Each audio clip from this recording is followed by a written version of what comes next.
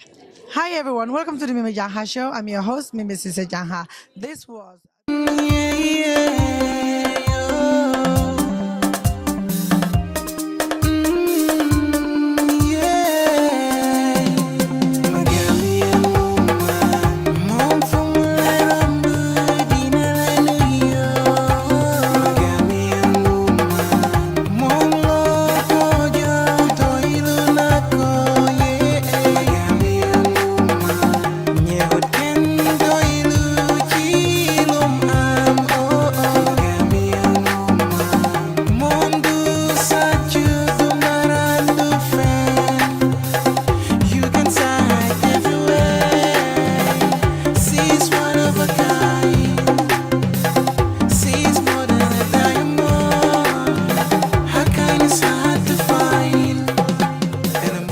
then the outside just started aligning and I started manifesting what I saw on the inside on the outside. So inside fitness, that was something I needed and I was like, wow, this is really what everybody needs.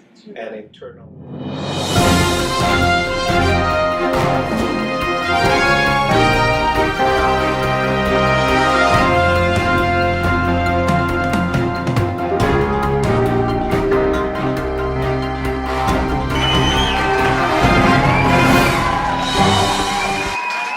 Hello and welcome to special edition of the MIMIJANHA show. I'm your host, Rukudo Sithole. On our segment today, I've been so honored to have this amazing, hardworking gentleman on the show. I mean, the guy's knowledge and what we're going to talk about today is something that I think you all need to listen to because it's going to impact you or someone that you know. And we're going to talk about issues that's really affecting our community and how we can address it with this amazing counselor. So, Wow. it's such an honor to have you on the show, Mr. Sithole. I can go through your titles, of course, but I want you to tell the viewers who you are first before we get into what you do. Oh, wow. So welcome on the show. Well, thank you. And thanks for that introduction, though. That was, wow, elaborate. Well, my name is Rukudo Sithole, and I'm a licensed professional therapist. And I'm also a life strategist and an emotional wellness coach. That's what I do. So I do a lot of one-on-one sessions in my practice here in Inside Fitness 360 in Frisco, Texas. And then I do also work with corporations on the emotional wellness coaching for management on all different levels and regular employees. And sometimes, what I really like, I'm on the road teaching a little bit and I enjoy that. So speaking and motivating and helping people and providing them with some tools on how to fully live life and make it a little bit less stressful. So I enjoy that. That's a little bit of what I do. Well, it's very fascinating. It's also very, very impressive. Like you said, wellness and also emotional counselor of all the great things that you do. Tell us a little about Inside Fitness 360. I love the name, by the way. Tell us a little bit about the name, the inspiration behind the name, and what makes you follow this path, being a counselor, a motivational speaker, and also life and fitness, wellness coach. You help people get through life. That is a loaded question. I'll do my best to answer that. And so, actually, the name Inside Fitness, let's start there, because Inside Fitness came from. It's actually something that I needed in my life, because as I was growing up, especially in my 20s, I realized that something was off. I was working in my life. I was working hard. I had school, but I was not getting the results that I wanted. So I was like, something is off here. I'm not fully getting it. But then I started to realize that life is lived from the inside out, not from the outside in. So on the inside, which means that if my emotional and mental life is in check and it's correct and it's balanced, because I struggle with a lot of self-worth issues and believing in myself, and I struggled a little bit with generalized anxiety disorder as well. So all that was being recreated outside. So when I started seeking help and finding out what I really needed, I looked a little bit on the inside. And once I aligned the inside, I started to gain confidence, see myself, accept myself for who I am. Then the outside just started aligning, and I started manifesting what I saw on the inside on the outside. So inside fitness, that was something I needed, and I was like, wow, this is really what everybody needs, and internal fitness.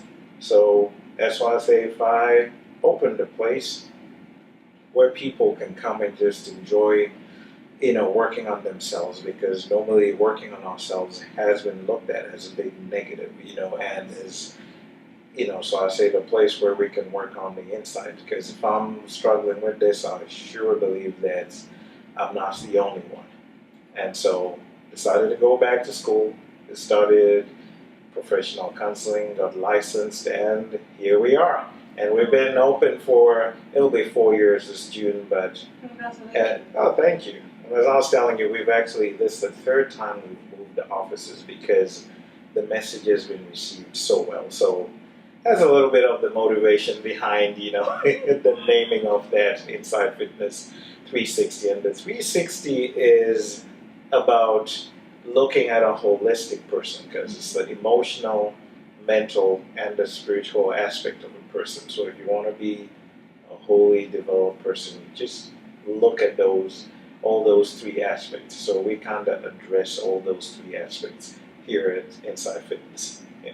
This is very fascinating, the name of the fitness center, and also I like how you tie it to your own personal life. Like you said, you suffered. What are some things that you felt like you had to battle internally in order for you to excel out of it? Because like you said, a lot of people are going through a lot of stuff. We all have issues. Every time I say that, I know it sounds cliche, but as humans, we all have issues. But for you to get to that point where you're like, you know what, I have issues, and I need to address myself first, and then for you to get to a place where you feel like you want to help, because that's what you're doing right now. And and you're right, all 7.8 billion of us have issues. Nobody's exempt. All of us, we have issues, and issues come in from where we come from, environmental, cultural, and sometimes things enter based on our family of origin. Sometimes things affect us. Trauma comes in, and unfortunate circumstances, they introduce challenges emotionally to us, and unwillingly. So sometimes as you get older, you pick up a lot of issues. And in psychology, we talk about the inner child. The inner child is your inner self that develops between the ages of 0 to 5. So during that time, the child is learning about life and all experiences. So if anything traumatic happens there, then we pick up all the different issues and we start facing different challenges in life. So everybody has something they're dealing with. Now for me, I started to realize I dealt with a lot of fear. I was just afraid generally about things, and I didn't connect well with people, and I was always stressed out and frustrated, and anxious. I didn't even know that I was anxious. I had anxiety on me. So when I started realizing all the traumatic things that were going on in my life, relationships that were failing, and friendships that were not so good, and even work, this stuff even affects work, I had a bachelor's degree in finance, but I was working in customer service. And I was like, no, there's something wrong here, nothing wrong with working in customer service, but if you have a degree like that, you'd expect somebody to excel. So these are the things that made me start thinking that, hey, there's something going on in here that's not normal, What I'm seeing is not me. What is it that's driving my life and creating this? So that's the space where I decided to say, you know what, let me go back and get some help and start to learn, because life is challenging.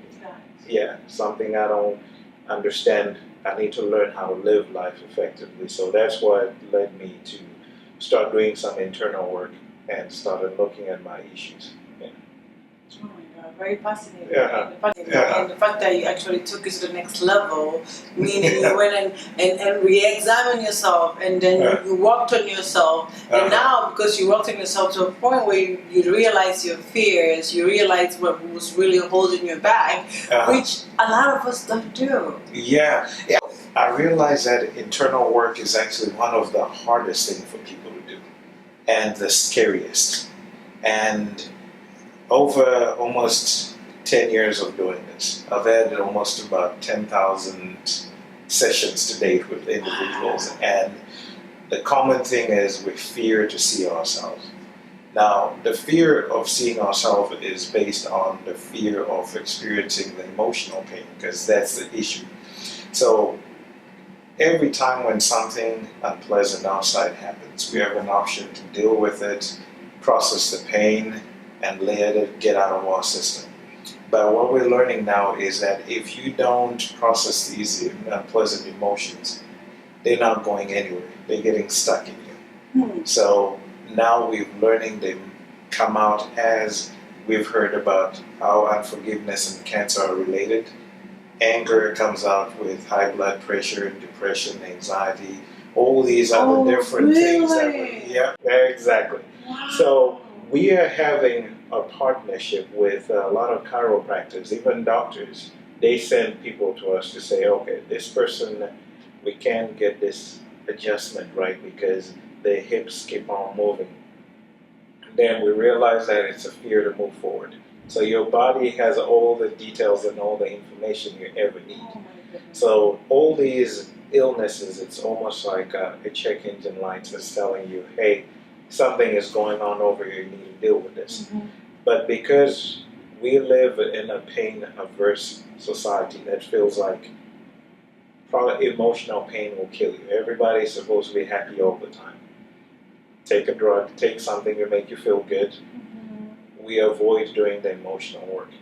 Now, pain is a part of existence. It's the catalyst that's needed for change, and it's necessary for growth.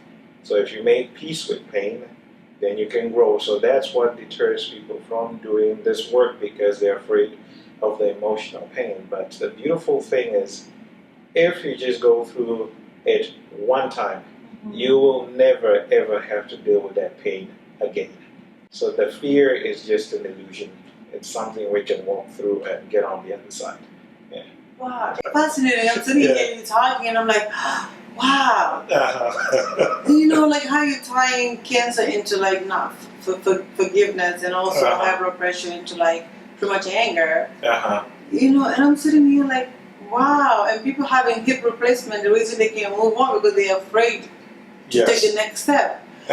It's very fascinating. So what is your definition of fear? Because we live in a society where every single day, like I said, the struggle is real. We go through struggles every single day. And people like yourself, I consider you being saved. You know what I mean? Because majority of the individuals out there, it's a crazy world. And people are just like pretty much, you know, on top of each other. That's true. And pretty much maxing whatever issue that they have. Like you said, fear of facing that emotional, you know, the emotional illness that you are going through. But instead, you're just maxing it and then polluting society and then just on top of each other, which I think is very fascinating. That is absolutely right, because we live in, they actually call this the age of anxiety. And so this is the age of anxiety and depression. Exactly. And depression. Because yes, there is so many demands on our lives today. It's insane, and with technology too, because I remember back in the day when I was growing up, if my dad was not at home, you couldn't reach him until he comes back at 9 o'clock. But now we can reach you many ways. I can find you on Instagram, on Twitter, on Facebook, on your email, text you. I can do whatever, your website, I can go and find you. So that's too much information we're being bombarded with. So that is causing high levels of stress. But I guess before I get and talk into fear, I'll go on and define there are actually two emotions we'll ever get to experience in this life. One is fear and one is love. So from fear, that's where we get all this anger, anxiety, insecurities, doubt, depression, worry. And let me clarify that there is clinical depression, which is something which is a chemical imbalance. So that's not what I'm talking about here. I'm talking about socio-environmental driven, you know, and there's external things that are influencing and you're responding with depression. So all that's coming from the family of fear. But from love, we get that joy, peace, trust, and all that. Whenever you're operating out of fear, it always ends up in doubt. And if you're operating out of love, it ends up in trust. So anytime, so all the other range of emotions that we experience, they come out of it. Now, the default setting of a human being is love. Look at kids. They just love people. They are just happy. They're just passionate and hug anybody they know because that's our default setting. But now fear has to be introduced into your realm, and how it's introduced into our realm, it's coming from the culture, environment, and sometimes it's done unwillingly because people tell you, don't stay out late, you get robbed. Don't do this, don't take a job like this, don't do this. People don't do that. So we're introducing you fear and safety. So in the name of safety, we're introducing fear. Take a career like this. We're talking about that earlier, about how we choose safe careers because we're told nobody makes it like that. There's a million people that want to be musicians. Don't go that direction and don't do this. So why would you move there? Do you know anybody? And that's how fear is introduced. So when you ask me how to define fear, I say fear is anything that takes you from being who you are and makes you operate within the confinements of a script that was written as acceptable. To say, this is you. Yeah. Interesting. It's very fascinating. Oh my God. I feel like I'm getting like a free counseling here. Because I don't know I need it. Wow, it's amazing how you break it down. It just makes a lot more sense. The reason why I'm very fascinated by what you do, because I'm looking up your website and see all the stuff that your company does, Inside Fitness 360 does. It's very, very fascinating. And then sitting here with you, and I'm like, this is the real deal. Yeah. Could it also be like society is the one that's making humanity the way we are? Because right now I feel like we are operating on some kind of a turmoil. Everyone is sitting on some kind of an edge. And with the social media, and you say like technology, information, everything is being bombarded in our head. So you constantly have to catch up. Because if you don't, that means you are like the outsider. Yes. And you were absolutely right, because as we're talking about, behind the scenes, life is a behind the scenes movement. Social media has created a facade of what life is.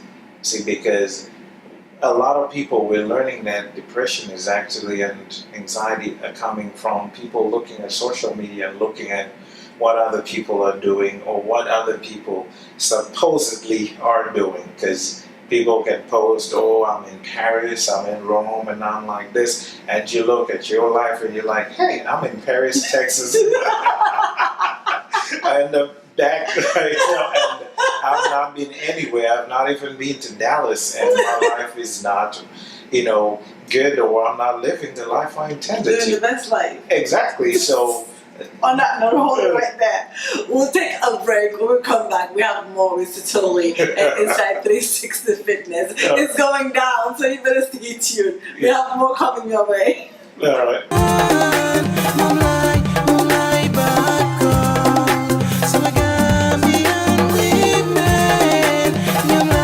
Moving on, you're talking about the ones that pretend like they're living their best life. Yes. But the reason why, it's very fascinating because my minor is psychology. And we've been doing a lot of research lately. And then I found out that it's something called, I don't know if I'm wrong, you being a professional, it's something called social media anxiety disorder. And it's like supposed to like very new. It's like maybe 3 years old now. Where people are actually suffering from the validation of themselves on social media, pretending to live this life that's not even existing, but they just try to be this person on social media to get some kind of a validation of a society, and that's causing a lot of depression, a lot of anxiety issues, and according to the way they project it, I don't know if it's right, but I'm still studying psychology, and that the next 10 years is gonna a lot of people will die out of that than even cancer because of the suicide rates, Yes, because of the extremely clinical depression and validation of who we are. Because our avatar, which is the social media that we're putting out there, we trying to live up to that expectation. And behind the scene is like totally different. So people are struggling to adjust. So because of that, it's going to be a lot of anxiety, a lot of depression, and all of that. So to talk to me about that, because we're talking about social media, Facebook, Instagram, all the good stuff, living your best life, you know what I'm saying? And you are absolutely right. All those statistics are actually accurate because there's social media anxiety disorder and suicide. It's actually on the rise. I work with the school districts around this area, and we've had a lot of suicide attempts. We've had a lot of completed successful suicides, and most of them are social media related. And one was actually, I remember working with a client where one was actually broadcasted live on Facebook. No, actually it's on Snapchat, and they, fortunately, they weren't successful in completing the suicide. They missed, it wasn't successful. But this is what we're getting for attention, for likes and all these things. Comments. Yeah, comments and all and my views. And I forgot to mention that too. Yeah. I went viral. It seems like we're obsessed with this celebrity status, but this is what I find out was really absurd about it. Remember, we say life is the inside. A lot of people we see, because I've had the opportunity of working with some people we are in public figures, celebrities. A lot of these people, they actually don't like social media. As we're talking about, most people who are in the public figure eye, they're introverts. They're not these things. It just so happened that their gift was met by the light because they did what they were doing excellent. I like, for example, Denzel Washington. He's just doing what he's doing. He loves acting. That's it. Cool. The spotlight found him. He didn't go looking for it. But now... So there's a difference. The spotlight finding you and you creating or looking for the spotlight. Exactly. That's where the problem is. So link it together. The spotlight finding you and you going for the spotlight. So get that straight. And that's true. Which is a valid point because now it sounds as if we're in search of the spotlight. Now, everyone, all 7.8 to 8 billion of us, we have a unique gift that we came to give this world. And some of our gifts are not to be in the media, not to be in public eyes. Sometimes our gifts are just being, for example, a great mother, a great father, a great teacher, a great coach. But when everybody wants to be the celebrity, now then something is off. Because what happens is whatever your gift or whatever you're here to share with humanity, you have the capacity to deal with it. There's a lot of pressure that these celebrities have to endure. But because they're gifted on that level, they're able to deal with it. So if you're now supposed to be a great teacher, and then you want to be a celebrity, if that spotlight hits you, you don't have the capacity to do that. And that's how we end up with anxiety, depression, and we end up with possible suicides and all these things because you are doing something you were not created to do. And so you're creating something that's not you. Yes. So it's not a talent, it's like you by force. Exactly. You're forcing something that's not in you. Exactly. So because of that, it's a possibility of you suffering from all this extra depression and anxiety because of you are becoming something that's not your calling. But just because you want to be popular or want to be famous, and that actually is very detrimental because it's going to come back and hurt you. Exactly, because what people see is like, you've worked you've been on movie sets. People see the end product when we're going to Cinemark to watch something. But the work behind the scene, the grueling work, that happens before that. People being up at 4 a.m. working all these hours and crazy things. And there's a lot that goes on. And that's what people don't see. Now, this of external validation of looking for likes and views and all that has actually removed people from what living real life is. We can all agree that life is difficult. That's the nature of life. It's supposed to be like that. Social media is, like I said, that's an avatar, that's a pseudo-reality. I can be whatever I want to be on social media. I can think whatever I want to be. I can present to the world an image that I want to be. But what I have learned is that that's not real life. When we live in this pseudo-reality and then we come into the real world that requires you to have thick skin, deal with difficult problems, difficult challenges, and stand and have a strong backbone, now we think something is wrong and enter depression, suicide, anxiety, and all these things. So social media is a good thing. Let's not knock it. Of course. You see, my team here asked me, what do we do with social media? Because, I work with some millennials and they're very excited, let's get on this. And I say, listen, let's use social media to be a window into what we're doing here. Thanks. Even if we have 100 followers or 200 followers, that's what we want. But let's just showcase what we're doing here, because here is where the actual work is and we're grounded in reality. So let that be. Let's not chase likes, let's not chase that, because that's not what we're about. We're here to serve people, and we're here. This was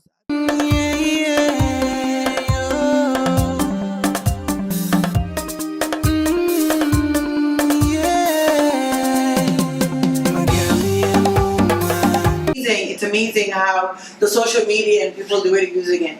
Okay, so let's get back to the main juice, which is the depression part. Yeah. Our community, being African myself and being a woman and Black, we suffer a lot of internal. We have the depression, ADHD, yes. Anxiety disorder, postpartum stress disorder, and also the bipolars. Yes. The bipolar, what's the name of the other one again? Multi-personality disorder, schizophrenia. Those are real deals that's happening in our community. And doing my little research, I still don't consider myself a counselor, but because I'm minoring in psychology, some of these things we have to do a research to see the numbers and what's really happening in the certain community. And coming to find out, our community, we're suffering from these type of illness, not sicknesses. How do you call it? Sickness or illness? I'll say illness. Illnesses, which is internal. If it's external, like you break your arm, you have to go get a cast, or you have some kind of an injury, you have to go get it mended, and you're seeing it, which is the external. But this is internal illnesses that's hurting our society, and we're still so adamant about it, and when we see someone acting crazy, instead of we get into the roots of the problems, we just kind of like this, they acting like they're crazy. And it done to me where I'm like, there's nothing like someone acting like they're crazy. It's either for attention or they are really, really need help. Exactly. You see people on social media always writing on their status, trying to validate something. That's a crying for help to me, because every time I read the status, I'm like, this person is really suffering, because who cares about your opinion? I don't know if that makes sense. Yes. Keep it to yourself. But it's something that's happening in our community, and we are so frowned upon it, and we don't want to talk about depression, we don't want to talk about bipolar depression, we don't want to talk about multi-personality disorder, which is really, really happening right now. So talk to us about those different illnesses and how to identify them, and if you know someone that's going through that, how to seek help for people like that, for people like that. And this is a very valid point. Now, I myself, like you, from Zimbabwe, Africa as well, and these things are not common and they're not talked about. A lot of illnesses have been there because we think that it's a new thing. But if we look at our African culture, if we look at the history of medication and treating with illnesses, it was done through, like a local doctor, like a herbalist or somebody who was the natural healer, the local healer. So everything was tied into or something's going on with the cultural aspect. Maybe the ancestors are not happy, we need to appease them and all that. But some of these were mental illnesses. And sometimes it's something that was not talked about, which was not familiar, and people didn't understand what was going on. And I remember going to school with kids who will be told, snap out of it. While you're depressed, why can't you snap out of it? Or somebody is crying all the time because they're severely anxious. I remember a guy I went to school with, because mental illness, there's what we call early onset, which shows up around 18, and late onset shows up around 28, somewhere there. So a young guy I think I was in high school, my senior year, he just ran out of class, just started talking to himself, never was the same again. Turned out he was schizophrenic, but people didn't know. They would just say he just lost it. So culture is an impediment to these things. They are there. There are common illnesses like schizophrenia, bipolar, and a lot of it, those are the two that you'll find that are the main, and depression and anxiety. But bipolar, anxiety, and depression, those can hide a little bit because people find ways to kind of self-medicate. And I've seen in a lot of African cultures, we drink a lot. We drink and party a lot, and majority of those people, they're depressed because there's no reason why somebody can drink and party on a string like that and consistently have a certain level of drug, or people find some illicit behaviors that they use to deal with that. So this stuff is common. Now we're in a great time where everybody is starting to come around to mental illness, and even in this country, and it's not only in Africa, around the world now we're coming to terms with it, even here in the United States. I want to cut you off. There's a research out there actually saying that 1 in every 5 people are suffering, 1 in every 5 suffering from some kind of a mental illness disorder. Yes, that is correct, and that is absolutely correct. Because 1 in 5, which is 20% of the people, and that's a huge population. Now when we look at it like that, we are talking about it. The governments are starting to fund mental health, and it's becoming an issue. We're realizing it's a crisis, and there was a stigma because if you were told you're crazy, people don't want that, but it's a stigma, right?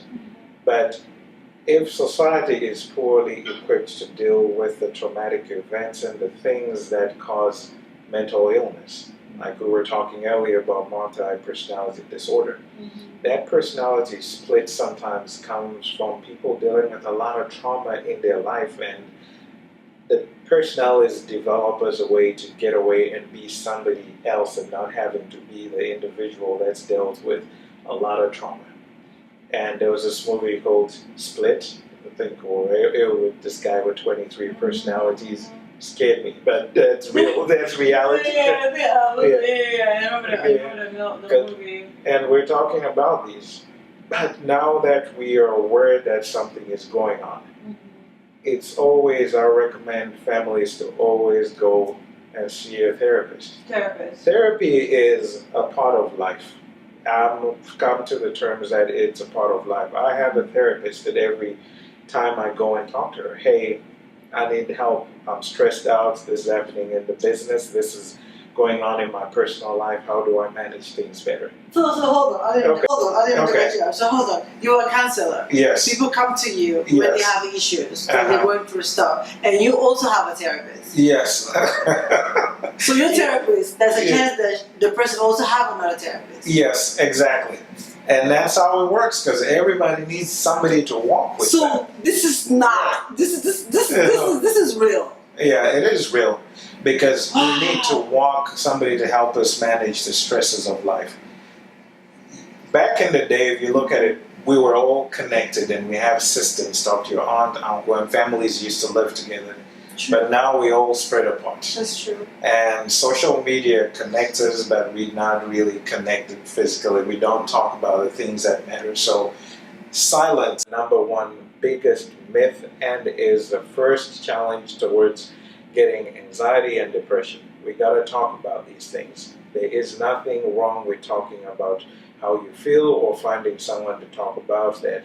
Because all therapy is just somebody helping you look at your life in a broad broad way. I mean, that's all therapy is. Not being judgmental. Yes. I think the fear that we have in our society is the fact that you go open up to someone, they know your business, and next thing you know, they start yapping about your life, talking about how she was here the other day, and this and this and this and this what happened. But again, that's just a math from our culture, not knowing. Yes. All you have done is like, hey, you suggest a therapist, or hey, I know a counselor. After watching this show, you guys better follow him. And if you have any kind of issues that you want to talk to, you want someone to hear you out, please reach out to Insight 360, because we need faces like you that we can trust and entrust, and also be safe. Because I feel like that's where this connection is as well. Yes. I advocate a lot about mental illness. I advocate a lot about the postpartum stress disorder. Yes.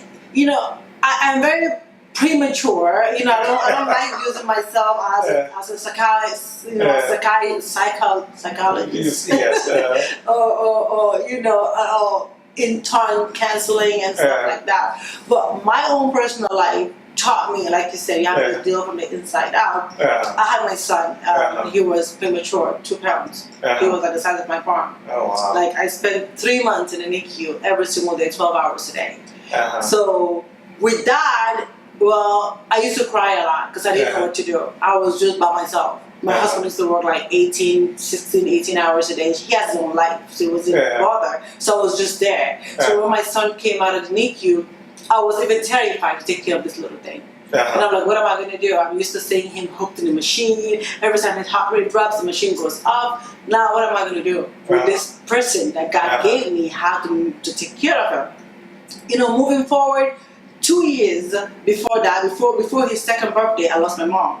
Oh, sorry. So it went from I'm still suffering from something to even worse, because it was like, okay, how do I go from here?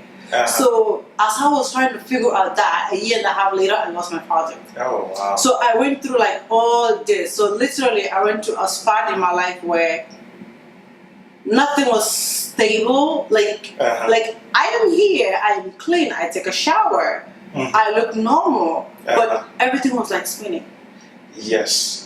Everything was like spinning. I got to a place where I was so afraid of myself because I can't even look at the mirror. That's how deeply affected I was. So one day I took my son to the doctor, to his pediatrician, and then I just started crying. And then she looked at me, she was like, are you okay? I was like, I don't know. She's like, I think you're suffering postpartum stress disorder. And I'm like, what is that?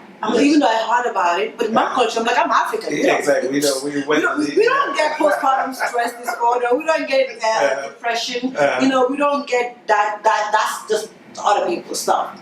So when she told me that, I was like, okay. So I went home. I told my husband, and then he was like, you act like you're crazy. You just need attention. So I'm sitting there like, okay, so something is going on. I got to a point where I was almost suicidal. That's when I was like, I need to do something. I drove myself to the mental health clinic, and then I was like, I want to kill myself. And that's where they got me. They locked me down for like 72 hours. And then from there, I started seeking the right help, because with that, what it did was, it made me realize my issues and how I had to deal with that. Yes. In my society, like I said, counseling and seeking help, it's out of the way, but we need it. Can you imagine if I never even had the knowledge of, somebody didn't put that in my head that I was suffering from something, and then I got to a point where I drove myself to like, I need help. Just basing it on society alone, I would have probably still be like crazy or not being functional. So someone like myself that went through all of that, what advice do you have for someone that's watching, that's going through the same thing, or maybe something similar to what I went through? First, I'll say I'm sorry to hear about that. That's a lot. That's a lot to deal with that, because all that is, those are traumatic events that you dealt with one after the other. Because just dealing with your son's birth and having to go to the hospital, seeing that's trauma. Losing your mom, that's trauma. Losing your dad, that's trauma. because I lost my dad too, and at that time there was a lot that was going on, and I couldn't go for his funeral, and so that's trauma on trauma. So I started spiraling out of control, with the drinking. And then after a while, I had to stop and say, listen, man, this is not okay. I need to seek help. So my first thing is, it's okay not to be okay. Because we are told in this culture that we are supposed, later we're going to be depressed. Sooner or later something is going to happen that's going to throw us off. Something that's painful is going to happen. Seek help. Like you did. I'm sorry. Yeah. No. Because I'm sorry. It's that's just okay. great to talk to someone like you. Yeah. This is like some kind of a cheating. But at the same time, I'm also getting some kind of a therapy. Yeah. And that's okay, because this is why it's important to share with these things, because it's happening. A lot of us are going through a lot of stuff. People are carrying a lot of burdens. And that's why I've dedicated my life to working with people, because I said, if I'm feeling like this and walking through life half dead and I'm screaming for help and nobody sees it, and I'm all dressed up and I'm all smelling good and nobody's looking what's happening when I go home. I cried a lot driving home in the car and at work. I remember my first day back, I was still in corporate America. After coming from burying my dad, they told me, hey, sorry about your dad. We need this spreadsheet. Can you get this out to her? And so these things are like, you never know what people are dealing with. So there are professionals out there who are trained to walk with you. Even just going to the ER, they will know what to do if you're just in a state of crisis. But before it hits a state of crisis, if there's any traumatic event, find somebody. And I know not all therapists are going to be a perfect match, but find the one that works for you. Have directories, and now health insurance companies, they cover this service, and it's worth it. I don't think there's no dollar value that cannot justify, working on yourself, especially your inner self, because I did my work, working on about 6 months. I was in therapy for 6 months, working on my dad's grief, and knowing it takes 18 to 24 months to fully process and accept the grief. That's a long time, and if we ignore it and try to act as if life is okay, remember, emotions don't go anywhere. They stay inside, and grief is the most powerful of the emotions we will ever get to experience in this life. And if it's not processed in a healthy way, it's going to come out in some very self-destructive ways. So yeah, help is out there. Find a therapist, the ER. There's a lot of behavioral health hospitals. Call your insurance company, but most talk to somebody. It's okay not to be okay. Acknowledge it. People are not designed to be happy all the time. We are an emotional and an evolving being. Seasons are different. They're ups and downs, and we need to acknowledge when we're not okay. And there's nothing wrong with that. There's nothing wrong with that. It's okay not to be okay. Not to be okay. Yeah. Well, we'll take a break and we'll come back. We'll have more Mr. Sithole inside Fitness 360. We'll be right back. Yeah.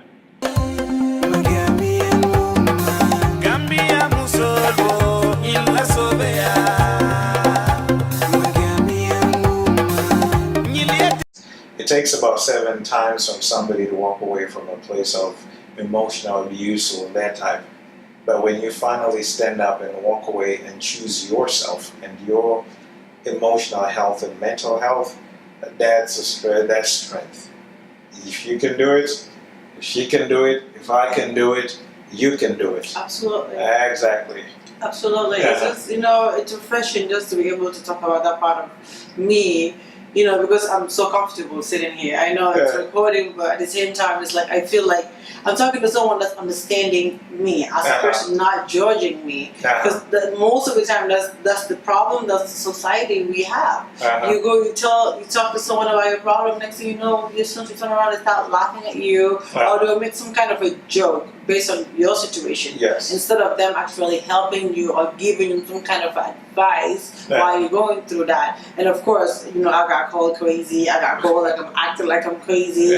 But which I wasn't acting like I'm crazy. I just didn't know what to do. And all I needed was someone to help me, hear me out. Like, what do I do from here? Yes. And like you said, if I can do it, and I don't know how I went through it, honestly, but I'm here. One thing that I tell people is like, you have to arm yourself with knowledge. Yes. Get educated. Get educated. When everything was bad, what I did, I went back to school. And it's the best decision I ever made. Now I can actually stand in front of my class and tell them my testimony. I can stand in front of people and give a presentation of an hour, 20 minutes. Tell them that everything is going to be okay. Minoring in psychology is the best decision I ever made. Now I am facing myself. I can look at myself in the mirror. I'm like, going to be good. You know what I mean? Because I built that self-confidence in me where I feel like I am like as hard as a rock. Like nothing can face me anymore. You bring it, it's like, try a luck. Next time, you know what I mean? But because I have to get an inner healing, I have to seek counseling, the therapy, I have to go to school. I'm doing something that I'm so afraid of now, which is minoring in psychology, because it's telling me who I am as a person. And it's scary. It's so scary to know yourself that much. But what it did is, like you said, we have to be healed from the inside in order for it to come outside. So because of that, I took a decision. I was like, I'm going to go for counseling, and I might even go for doctorate when it comes to psychology and help people that are hurting like me once upon a time, but they didn't have the outlet. And that's how I ended up here, and that's why most therapists end up in their chair, because that's our journey, because we realize something. Our story, a complete human being, we have parts of us that work well and parts that don't work well. Everybody is like that. We're called a multi-splintered being, different parts. So we need to be okay with that. That whatever I went through, that's my story. That's what qualifies me to stand here as a human being. Never be ashamed of your story, because your story is who you are. The good, the bad, everything. And even just calling something good and bad, that's relative, because human beings are the ones who say, oh, that's bad, oh, that's good, because it caused pain. An experience is just an experience, and experiences are designed to bring the best out of us if we accept them with the gift they're here to serve and give us, which is to grow and become ourselves. So I hear a story of becoming. And now hopefully I'm going to talk to the Dr. Jana soon. I know, right? I mean, hey, you never know. You never know, because, sometimes the more I talk, the more I see myself. It's like, I'm like, wow. It's going to get better. It does. It's going to get, it's okay. It's okay. I wasn't crazy all these years. I wasn't acting like I was crazy. I was just suffering. And getting to that level of knowing that I needed help from the bottom all the way to where I'm sitting now. And I'm actually, I can share my story without the mess. I'm free of being vulnerable now. Now I'm not afraid to talk, because I'm like, you know what? Hey, if I can do it, you can do it. And it made me realize what education can do for you. I read a lot of books now. My favorite author is Dr. Brené Brown. I love her books. One of her books is Rising Strong. I wrote that book. I wrote a thesis about that book. I read it over and over. I had a whole presentation about that book. What it did for me is personally is like, one of the quotes that she said, she's like, if you don't tell your story, your story will tell you. Exactly. So I was like, you're not going to tell me, I'm telling you.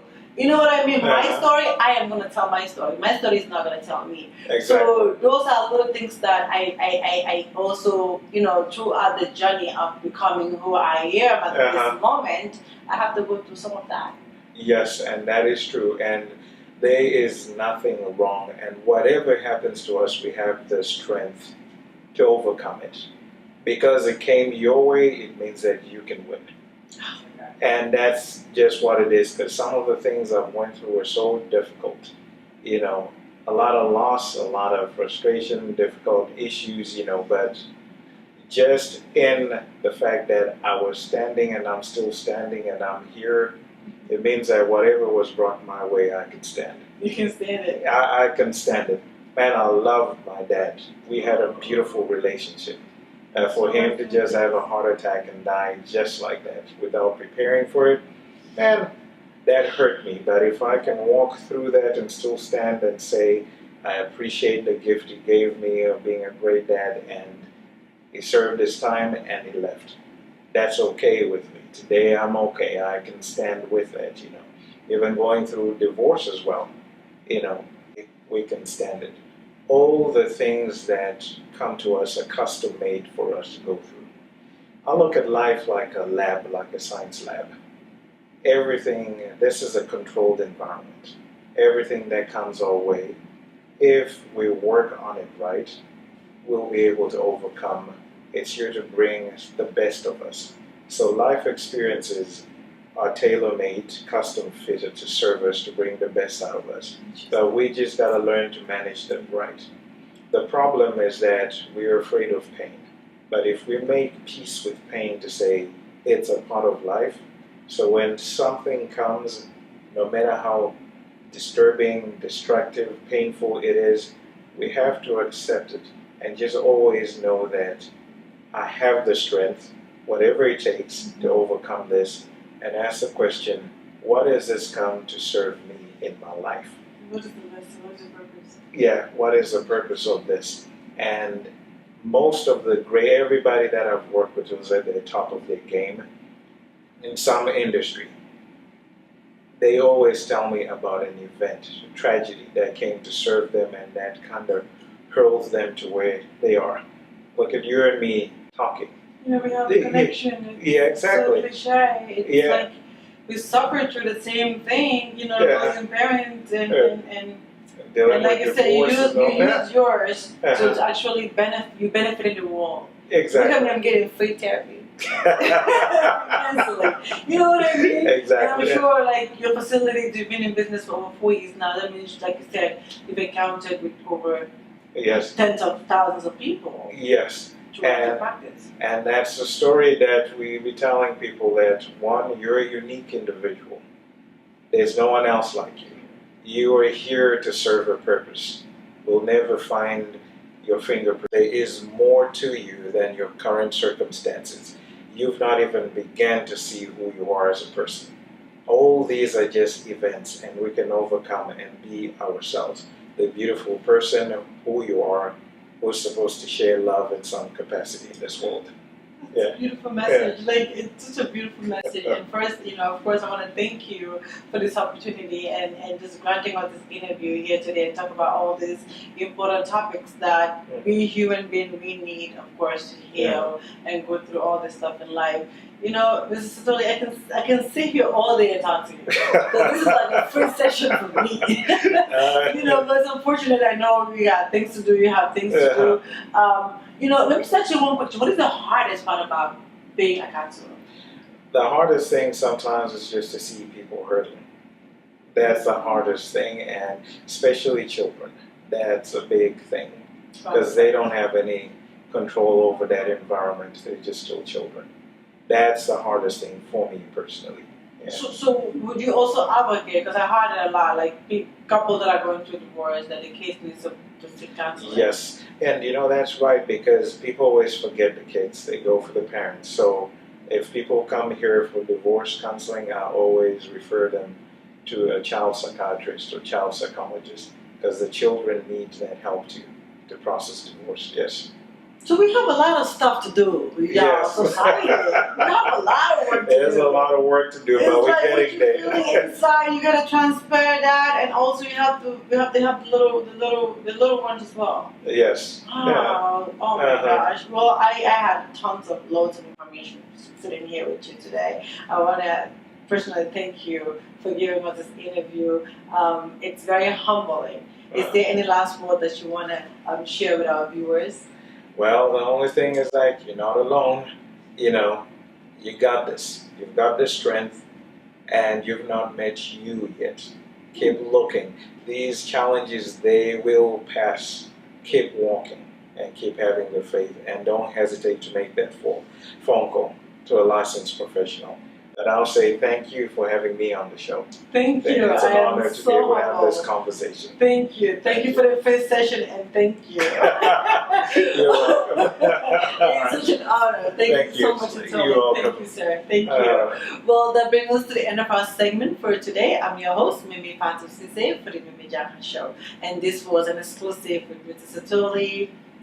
Thank you. Inside 360 Fitness here in Frisco, Texas. I'm going to put the links below. Follow them, look them up online. And of course, if you have any questions, don't hesitate to reach out. Until then, I'll see you all soon. Thank you guys so much for watching, and thank you. Thank you. Thank you.